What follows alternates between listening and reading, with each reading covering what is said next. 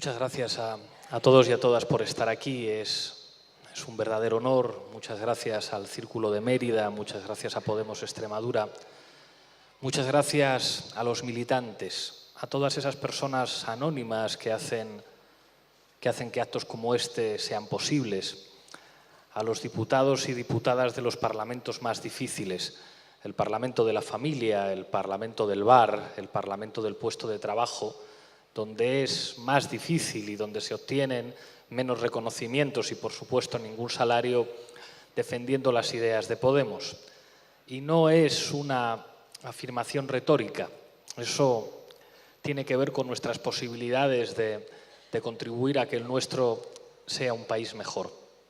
Hace 1000 días y pico, me comentaba hace un rato un periodista que Podemos nació hace 1001 días.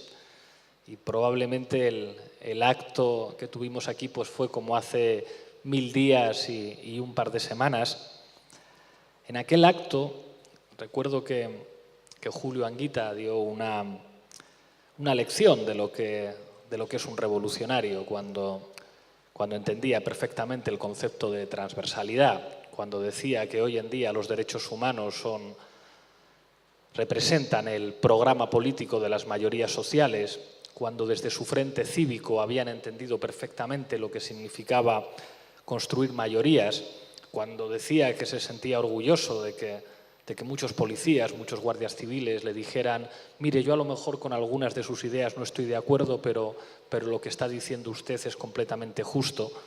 Y era capaz de señalar el camino que después fuimos capaces de recorrer.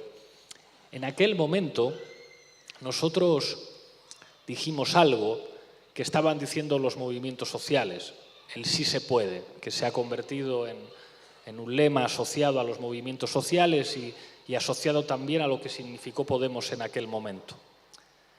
En aquel momento teníamos un instrumento, que era básicamente un tipo con coleta que salía en la televisión, que nos iba a permitir por primera vez disputar en un terreno muy difícil como era el terreno electoral. Y básicamente es lo que hemos hecho en los últimos 2 años y medio. Librar una disputa en el terreno electoral demostrando que ahí también se podía, que les podíamos ganar en ese terreno y que podíamos contribuir a algo pues, que no tiene precedentes en nuestro país y que ha asombrado a Europa y al mundo y que ha implicado un cambio en el sistema de partidos en España. Pero si entonces el lema que servía para entender el espíritu con el que lanzamos aquel desafío era sí se puede, creo que hoy tendría que ser un lema que también viene de atrás, como el sí se puede, y que decía la unidad popular en Chile, y que era luchar, crear poder popular. Porque esa es la clave de la batalla que nos toca dar en este momento. Decía Amparo que a veces uno tiene la sensación cuando llega al Parlamento de que son instituciones anquilosadas, de que de alguna forma el Parlamento te pone de frente al riesgo de convertirte precisamente en aquello que querías combatir. Y yo creo que nosotros no deberíamos olvidarnos nunca de que pusimos este país patas arriba sin tener un solo representante en el Congreso de los Diputados.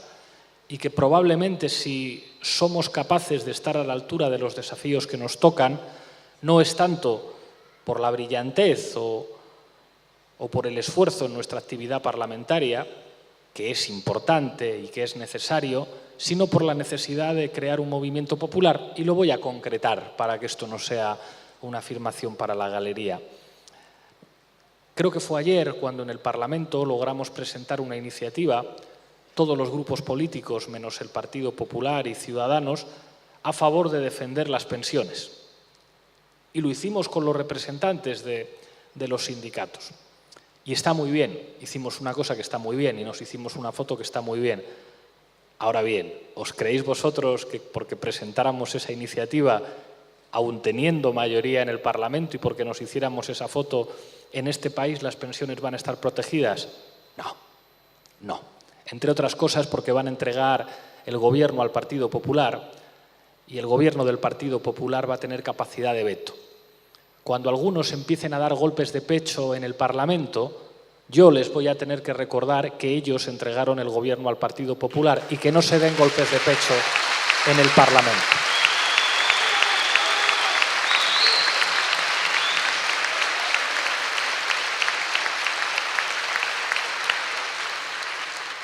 Porque ser oposición no es gritar desde la tribuna parlamentaria.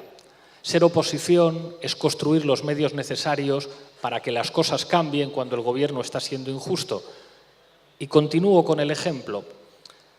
Poco después de esta iniciativa que presentamos ayer, dijo el secretario general de la UGT, algo sensato, dijo: pues no descartamos la posibilidad de convocar una huelga general con comisiones obreras y con los demás sindicatos si efectivamente gobierna el PP.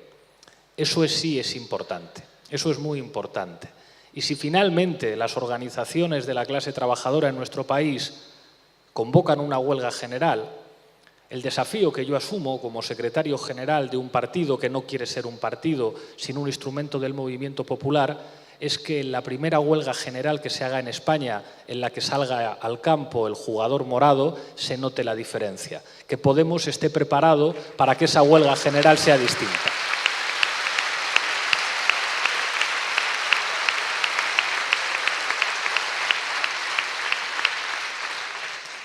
La fuerza política que ha acabado con el bipartidismo, la fuerza política que ha ganado las elecciones en Euskadi y en Cataluña, la fuerza política que es segunda en muchos territorios de nuestro país, tiene que estar preparada para presentar iniciativas parlamentarias, tiene que estar preparada para gobernar, tiene que gobernar bien en los ayuntamientos en los que gobernamos, tiene que estar preparada para asegurar que se implementen programas progresistas en las comunidades autónomas donde sea posible. Y también tiene que estar preparada para que todo su músculo militante participe en una huelga general si en este país se convoca una huelga general.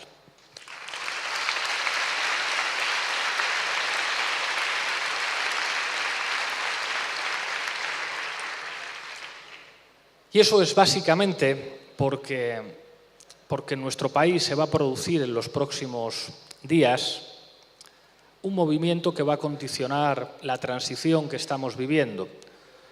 Si hace 3 años hubiéramos contado a alguien lo que iba a ocurrir, lo hubiera dado por imposible, pero todavía tienen que pasar muchas cosas en este país.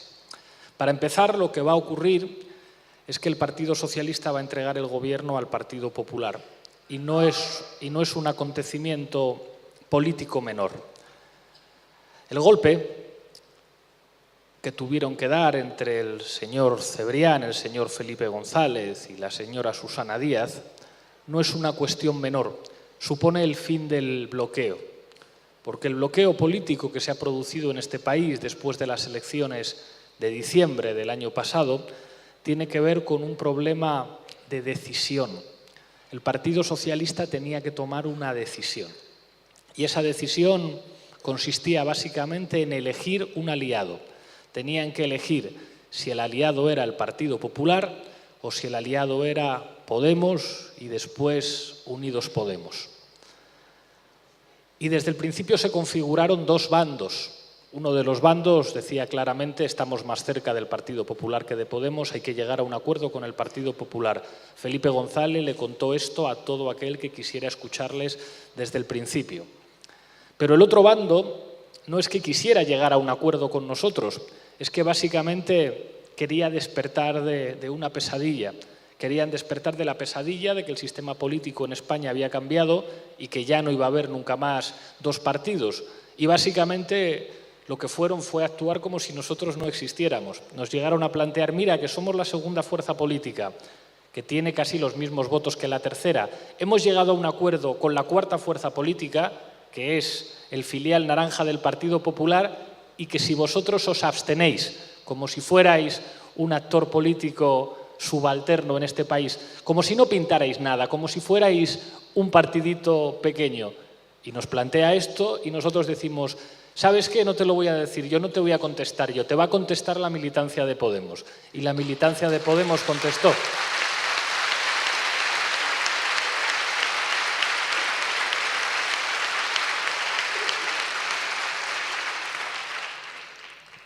Y claro, algunos dijeron que se estaban podemizando que qué es eso de preguntar a la militancia sobre decisiones estratégicas y qué es eso de que a un secretario general le tenga que elegir la militancia directamente.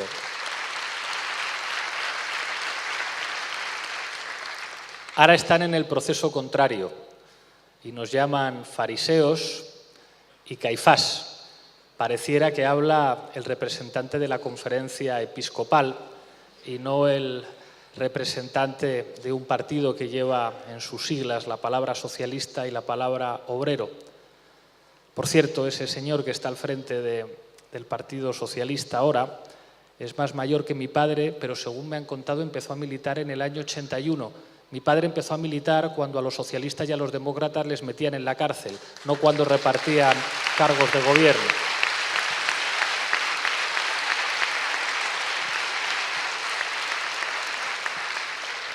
Y mi abuelo, que era extremeño, militó en ese partido cuando te jugabas la vida o la libertad por militar en el Partido Socialista, no cuando daban cargos, buenos sueldos y buenas posiciones en las instituciones.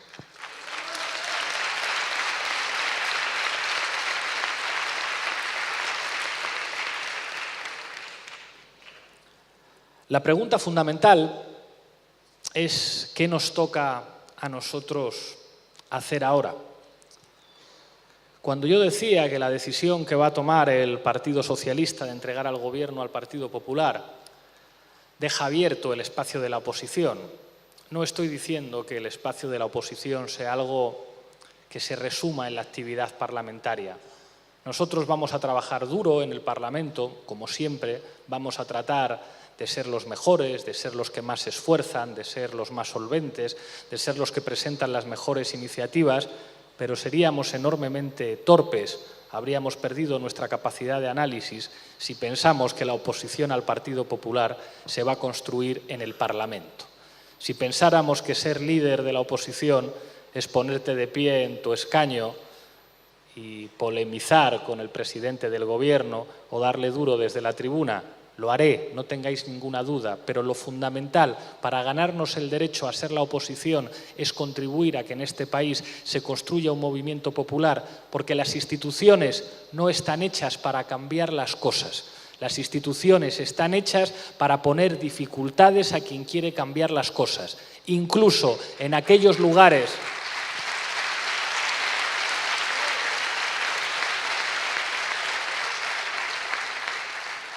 en los que nosotros gobernamos, nos damos cuenta de las dificultades.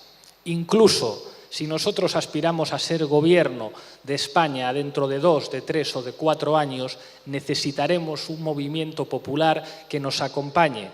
Y la palabra, o las dos palabras, movimiento popular, no es algo abstracto. Eso se concreta en el trabajo en los centros de estudio, en el trabajo en los barrios, en el trabajo en los centros de trabajo, en el trabajo en los movimientos sociales defendiendo los servicios públicos como la sanidad y como la educación, en el trabajo en los ámbitos culturales.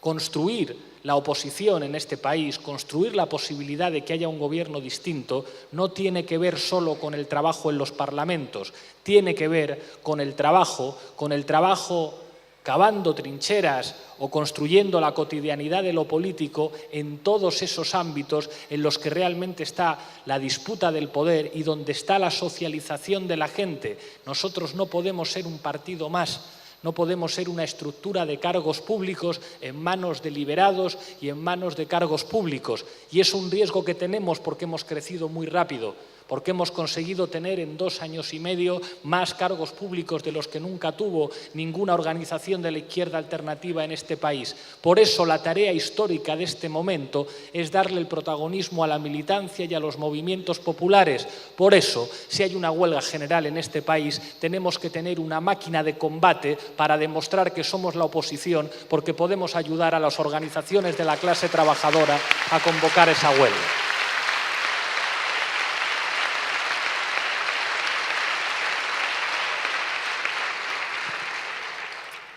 Y aquí está el centro fundamental de nuestros debates que tanto preocupan. Debates que son complejos y debates que no son dicotómicos. No es un problema de moderados y radicales, no es un problema de contraponer la calle a las instituciones. Si en realidad el momento de la calle, el momento de la movilización, no es más que la expresión última de un trabajo de hormiguita previo, de un trabajo no reconocido, de un trabajo mucho menos espectacular. El debate fundamental que tenemos en Podemos tiene que ser cómo seguir siendo un instrumento para mejorar la vida de la gente cuando somos conscientes de los propios límites que tienen las instituciones para cambiar la vida de la gente, cuando somos conscientes de los límites que tienen las instituciones, incluso cuando gobernamos. Porque hay algo que hemos repetido muchas veces: ganar el gobierno, ganar las elecciones, no es ganar el poder, porque el adversario cuenta con instrumentos de poder mucho más eficaces. Si el adversario controla los poderes financieros, si el adversario es propietario del 80% de lo que lees, lo que ves y lo que oyes, si el adversario se puede comprar expresidentes y exministros y llevarlos a los consejos de administración, si el adversario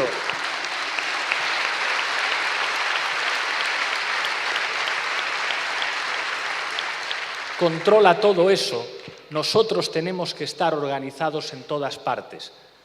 Si el Partido Socialista tiene un debate sobre si el que manda es el secretario general o los varones, o si manda Pedro Sánchez, Susana Díaz, o el señor Paje, o el señor Vara, o el señor Fernández, nosotros tenemos que debatir sobre cómo se cambian las cosas en nuestro país y cómo damos instrumentos de poder a la gente. Tenemos que discutir sobre cómo crear poder popular cuando luchamos.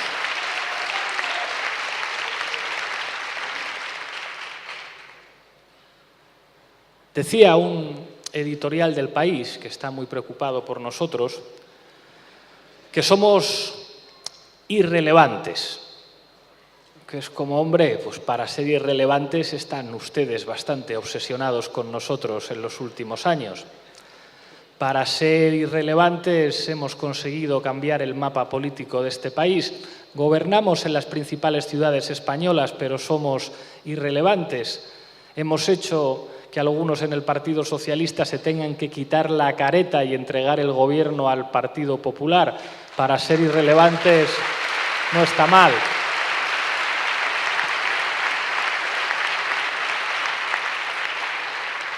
Los irrelevantes han ganado las elecciones en Cataluña y en el País Vasco.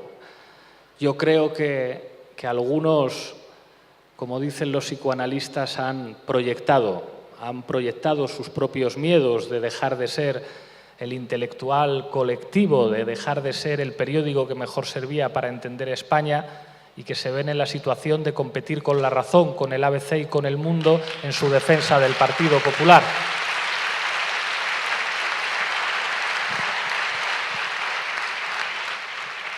Pero en realidad lo que querían decir es algo importante. Decían, fíjense, miren la foto del 12 de octubre, ahí como buenos patriotas el Partido Popular de la Gürtel y Ciudadanos y el Partido Socialista bailándoles el agua debajo del mismo paraguas. ¡Qué bien! Lo que nos estaban queriendo decir con eso es que si hay un acuerdo parlamentario, como el que parece que se va a constatar en los próximos días, entre el Partido Popular, Ciudadanos y el Partido Socialista, van a conseguir su objetivo político, que es el de aislar a Podemos, aislar a 5 millones de votantes de Unidos Podemos, porque finalmente va a haber gran coalición parlamentaria del PP, del PSOE y de Ciudadanos. Pues bien, a lo mejor tienen razón, a lo mejor logran hacernos irrelevantes en el Parlamento. Pues si nos hacen irrelevantes en el Parlamento, vamos a demostrarles que en todos los demás territorios de la lucha vamos a ser relevantes, nos van a oír y van a tener que negociar con la gente.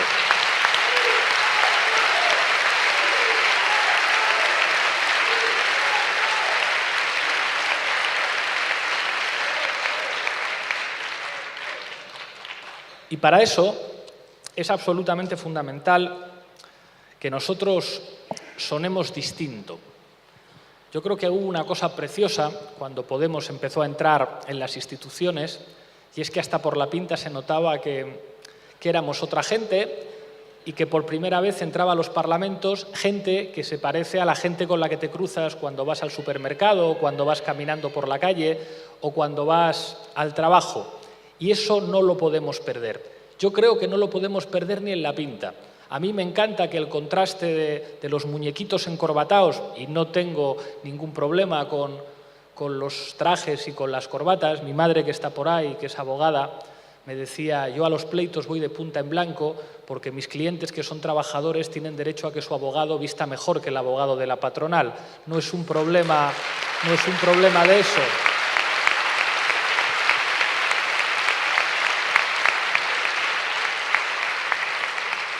Es un problema de parecernos a lo que estamos representando. Y para eso tenemos que seguir siendo capaces de decir la verdad, aunque la verdad suena dura. La verdad es políticamente incorrecta por definición. Por eso decir la verdad nunca sale gratis. Por eso les ofendía tanto que les llamáramos casta. Y les dijimos casta, porque era verdad. Porque era verdad y porque la gente que te escucha dice: pues claro que son una banda de privilegiados que no saben lo que es sufrir, que no saben lo que es apretarse el cinturón. Decía en una letra el Nega de Los Chicos del Maíz: los ricos lloran, sí, pero de risa. Pues eso es decir la verdad.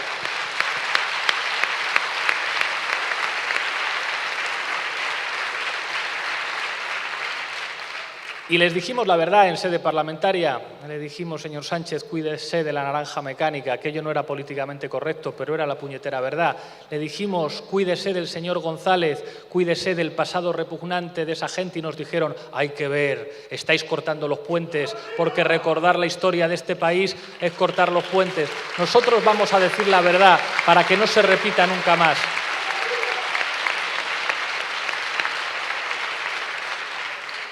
Porque a la larga la gente lo agradece. Al principio a la gente las verdades le pueden sonar durísimas. Es como: joder, pudiendo haber buen rollo, qué mal rollo decir determinadas cosas. Pero después la gente hace cuentas y es como: coño, tenían razón.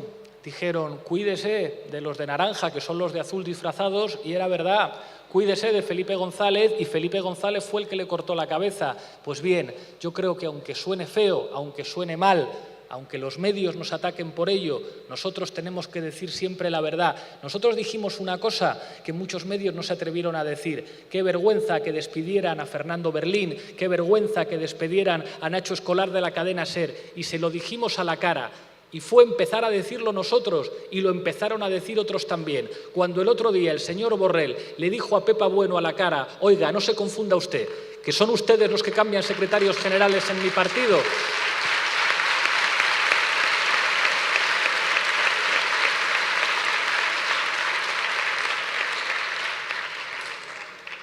Y de repente decir la verdad se pone de moda y la gente lo agradece. Porque a la gente se le puede engañar una o dos veces, pero no se le puede engañar mucho más. Y para eso es fundamental que nosotros sigamos diciendo la verdad, aunque nos vayan a dar duro por eso, y que nos sigamos pareciendo a la gente, aunque nos vayan a dar duro por eso. Me criticaban mucho: te pones un smoking para ir a los Goya, pero cuando vas a ver al jefe del Estado vas como siempre. Pues claro, porque eso es una decisión política. Porque si tengo que doblar la rodilla ante alguien, la doblo ante los trabajadores de la cultura, pero no ante el jefe del Estado.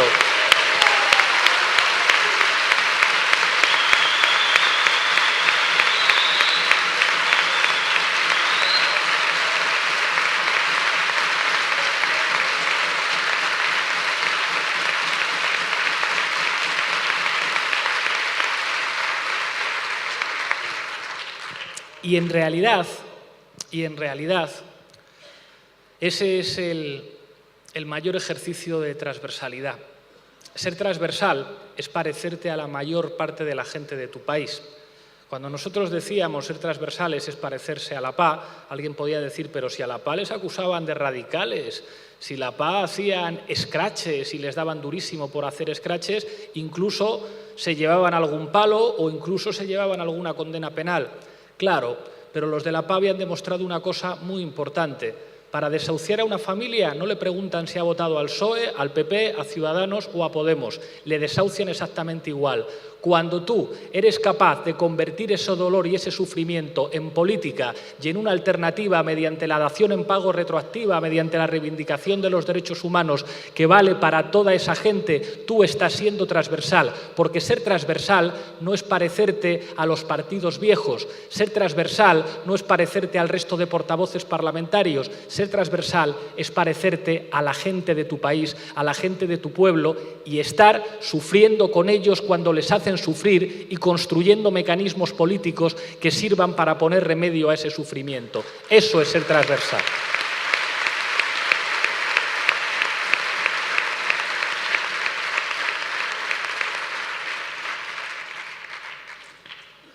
Nuestro reto fundamental en los próximos meses, y creo que este es un reto que atraviesa a todos los procesos internos, tiene que ver precisamente con este momento histórico, con el empoderamiento militante. No es una cosa que suene bonita. De hecho, cuando algunos otros partidos lo han empezado a practicar, ya veis lo que ocurre. Se podemizan demasiado y se producen soluciones no esperadas. Pues bien, si algunos dejan de podemizarse, si algunos dejan de consultar a sus bases las decisiones fundamentales, si algunos dejan que sus cargos no sean elegidos más por los militantes, nosotros tenemos que podemizarnos mucho más. Tenemos que ser capaces de construir una organización que no esté en manos de sus cargos públicos y en manos de sus liberados, sino que esté en manos de sus militantes, no porque suene más bonito, sino porque es políticamente imprescindible para construir la oposición que tenemos que construir.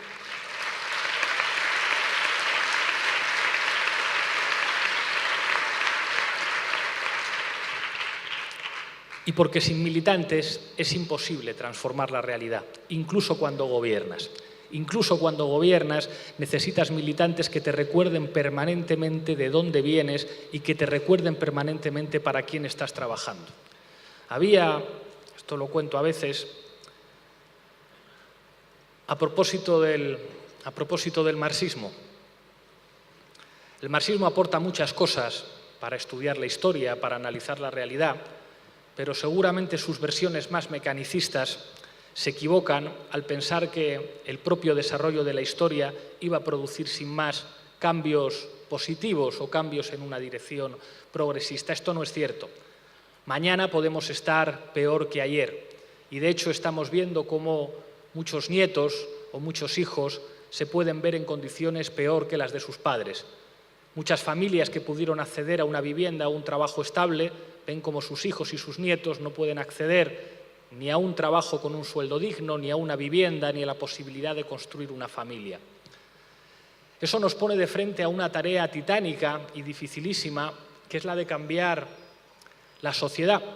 Y cambiar la sociedad no es sencillo, porque la injusticia de muchas de sus estructuras también tiene que ver con los niveles de consentimiento en amplios sectores sociales.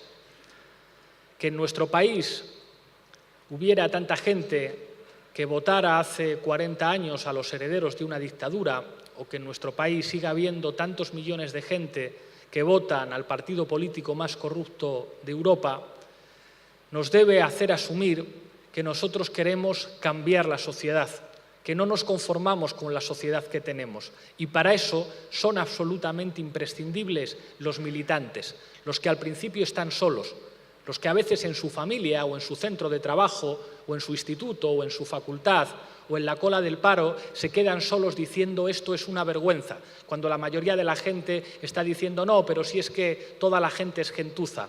Hay igual corrupción por arriba que por abajo. Son igual de corruptos los políticos que los fontaneros o que los taxistas. Y al principio son pocos los que tienen que predicar en el desierto para decir que no todo el mundo es corrupto, que no todo el mundo es un sinvergüenza, que la gente puede ser honrada y que las cosas pueden cambiar. Porque hay mucho de cinismo y de triste escepticismo en los que llegan a pensar que un corrupto, que un sinvergüenza es el mejor gestor de lo público. Y para cambiar eso hacen falta militantes que digan es mentira que todo el mundo sea igual, es mentira que no haya gente honrada, es mentira que no se puedan hacer las cosas mejor. Y para eso hacen falta militantes.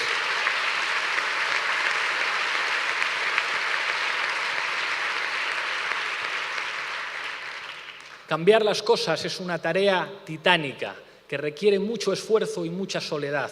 Y la mayor parte de los militantes nunca tendrán la oportunidad de ser aplaudidos interviniendo desde una tribuna. No les pedirán un autógrafo ni les pedirán que se hagan una foto. Pero esa es la gente realmente imprescindible. Esa es la gente que consigue cambiar las cosas.